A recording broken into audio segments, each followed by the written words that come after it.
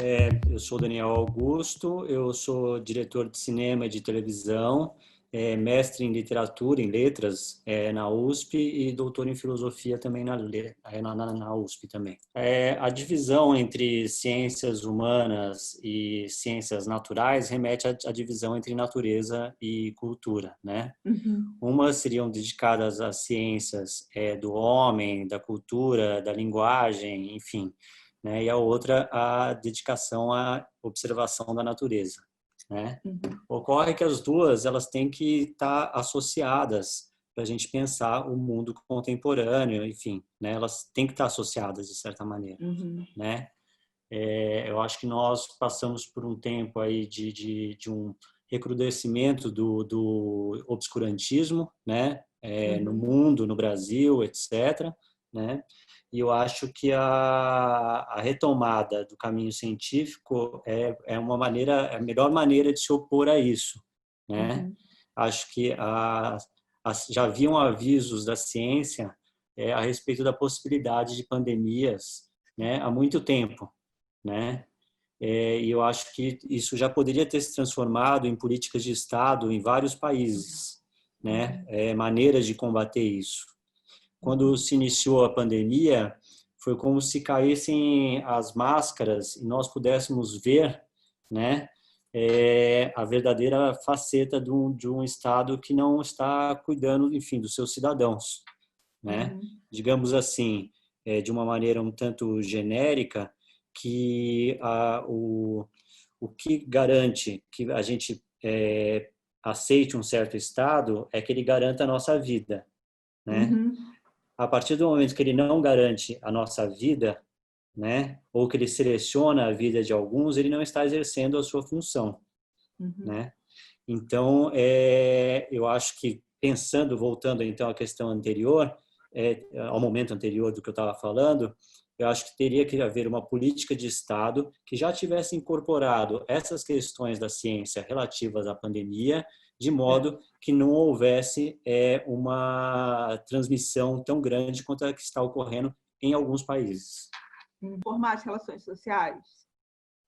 Eu acho que ela tem potencial de transformação das relações sociais, né? Uhum. Eu acho que, de certa maneira, algumas coisas já aconteceram, né, que facilitaram, pelo menos, algumas situações impostas pelo isolamento social. Por exemplo, a existência de redes sociais, etc., é uma possibilidade das pessoas poderem se isolar, trabalharem ao mesmo tempo, né, não só pela rede social, evidentemente, mas pelas várias plataformas, né, existentes, né, de elas poderem trabalhar e de elas manterem contatos com outras pessoas, né? Muito Uhum. possivelmente isso vai continuar, né? Isso já é uma Uhum. mudança social, né? Sim, sim. Nas É. relações de trabalho, etc. Uhum. Né? Eu acho que uma segunda coisa que pode ocorrer é que pode ter uma volta do Estado em relação à economia, né? Uhum. Houve um momento ali de privatizações e outras coisas, enfim, do Estado se eximir de muitos papéis que deveriam caber a Uhum. ele, pelo menos na minha visão, né? Uhum. E ele foi deixando de lado tudo isso. Então, acredito que muito possivelmente nós teremos uma retomada, nem que seja por um curto prazo, né, do papel do Estado. Isso altera também a sociedade.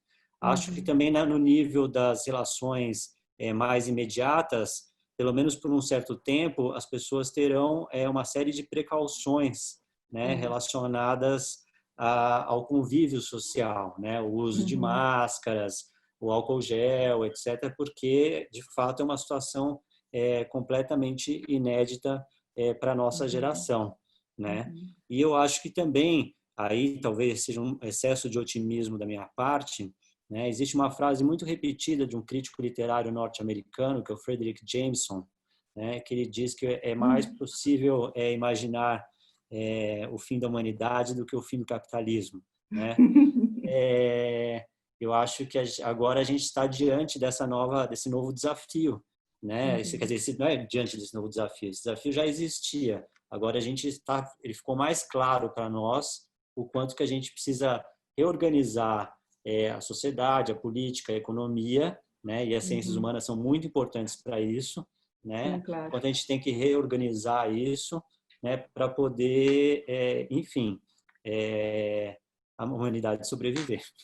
De fato, assim, o Krenak é um pensador que deveria ser muito ouvido, né? Ele tem sido ouvido, mas deveria ser mais ouvido, né? Assim, como o Davi Yanomami, né? E os antropólogos que também pensam a questão dos povos ameríndios no Brasil, como o Eduardo Viveiros de Castro, por exemplo, né? São figuras muito importantes para pensar aí o nosso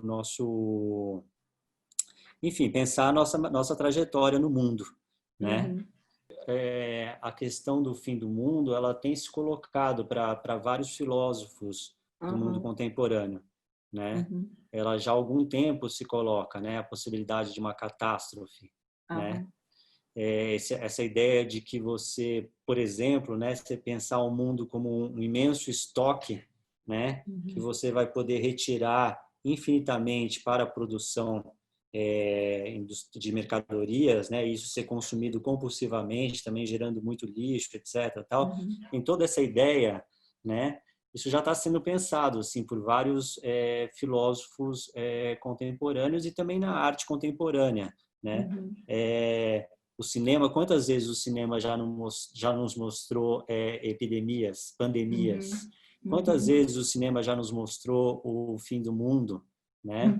De alguma maneira, quando a gente viu as Torres Gêmeas explodindo em 2001, por exemplo, é como se a gente já tivesse visto aquela imagem de alguma vez, né? Então, potencialmente, a arte, a filosofia, pensamento, de modo geral, né, estão colocando questões ao nosso tempo, né, e que não têm sido devidamente reconhecidas, né? E por isso mesmo que eu acho por isso que eu ressalto mais uma vez a importância das ciências humanas, da filosofia, ciências sociais, enfim, né, de como modos de se pensar que tipo de humanidade a gente quer imaginar para o futuro, né? Entendi. Acho que tem um esforço imaginativo aí. No caso do Brasil, por exemplo, num certo momento se imaginou um futuro, né? Se criou Brasília, se criou a Bossa Nova, né? Se Isso, pensaram projetos econômicos para o Brasil, Celso Furtado, etc., né? A questão, muitas dessas coisas, elas, enfim, tomaram caminhos diversos dos seus criadores. Mas a ideia de você ter um projeto de país, ela é fundamental, né? E ter um projeto de país é algo que só se faz mediante o pensamento. Eu acho que se a gente não acreditar num futuro comum, compartilhado, né, a gente vai viver sem esperanças no presente. O presentismo, a incapacidade de lidar com a história, né, isso. é um problema, né, na verdade, para ser pensado, né? Eu acho que a gente tem que aprender com os erros da história, né, e tentar ver o que a gente e do presente, né, para tentar imaginar um futuro que seja melhor, né?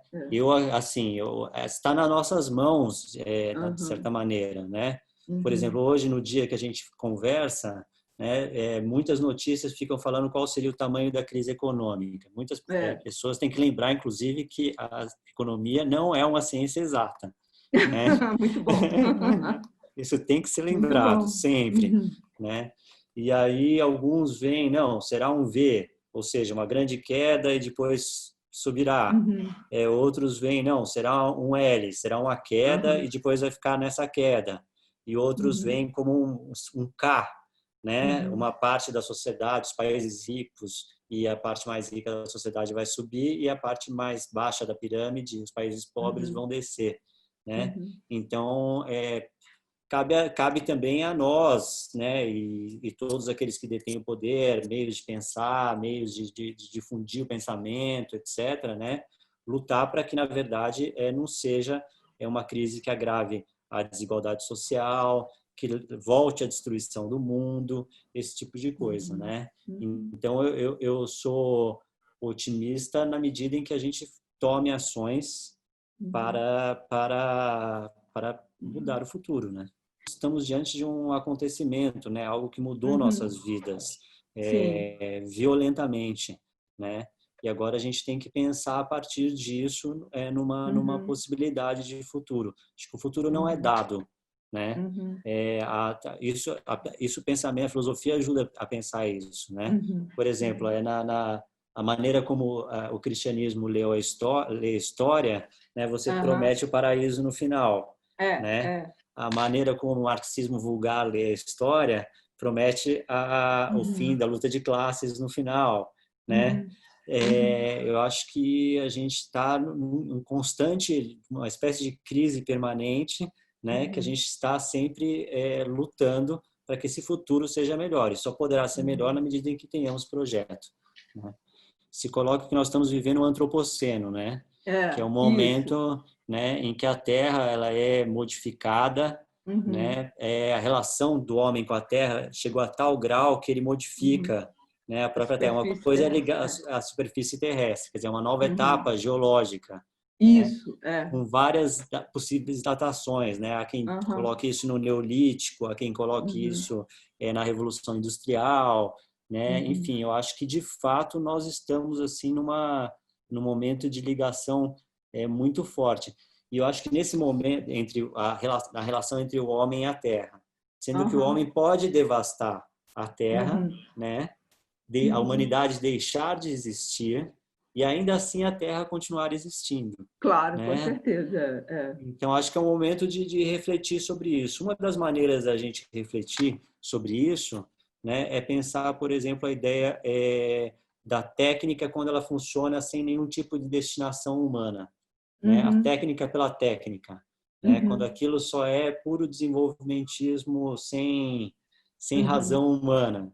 Outra Aham. maneira de pensar é pensar a ideia de progresso, né? De que a Uhum. gente está sempre evoluindo. Quer dizer, tem muitos anos de história, né? Que a Uhum. gente vê muitas coisas de fato evoluindo, né? Mas sem Uhum. ter o mesmo tipo de progresso social, né? Ou Perfeito, seja, é um perfeito. progresso sem destinação humana, é uma Uhum. técnica sem destinação humana. Então, eu acho que na medida que tiver uma destinação humana, isso a gente pode, digamos assim, seria necessário politizar a técnica, politizar Uhum. o progresso, né? Uhum. Pensar sobre ele, né? Uhum. Então, eu vejo que isso é uma necessidade, né, para a gente, Uhum. É. né?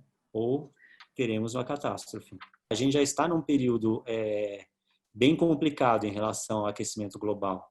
Ele não está Uhum. lá no futuro, ele já está aqui, Já está acontecendo. ele já Isso está é importante. acontecendo. Nesse sentido que eu falei que era importante ouvir pessoas como Krenak, Davi Aham. Yanomami, etc., porque se existe alguém que é especialista em fim do mundo, são os povos É, ameríndios, né? é, O é. mundo deles já acabou muitas vezes, né? Talvez Aham. eles possam nos ensinar algumas coisas.